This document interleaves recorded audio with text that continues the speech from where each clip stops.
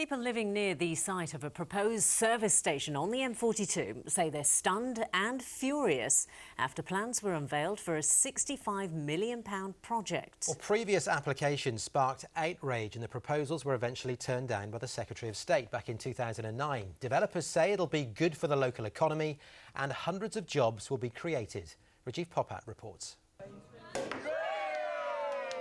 6 years ago, residents in Catherine de Barnes celebrated the news that the government had thrown out plans for a service station on the M42 on the edge of their village. It just shows, I think, that what local people can ultimately do by expressing opinions over a long period of time. When I heard about this morning, I was just devastated.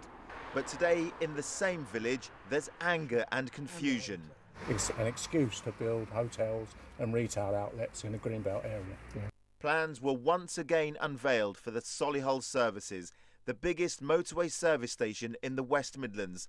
Residents who live close by are not impressed. When you look at the practicalities of the developments in this area with the NEC, this is the busiest section of the motorway. I don't think there's any need for it to be built.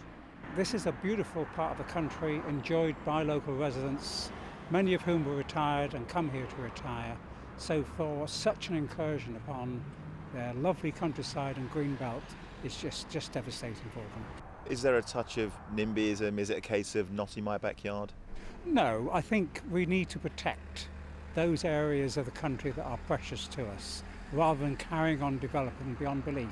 If approved, the developers say the £65 million scheme will create more than 300 jobs and could be opened by 2017. We've got a lot of unemployment at the moment. This is going to create jobs for a lot of people. There will be increases in employment without a doubt, but it won't be in this area, I think. I think it'll be in the north of the borough at Chelmsford Wood. But planners argue this scheme is good for the local economy and believe everyone will benefit.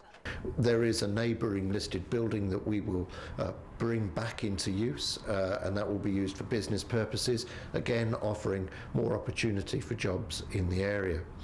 So we've looked at it in a way to ensure that it has the least impact. People will be able to see the plans and discuss the development in more detail at the Village Hall on Friday. Rajiv Popat, ITV News in Catherine de Barnes. Investigation work continues at the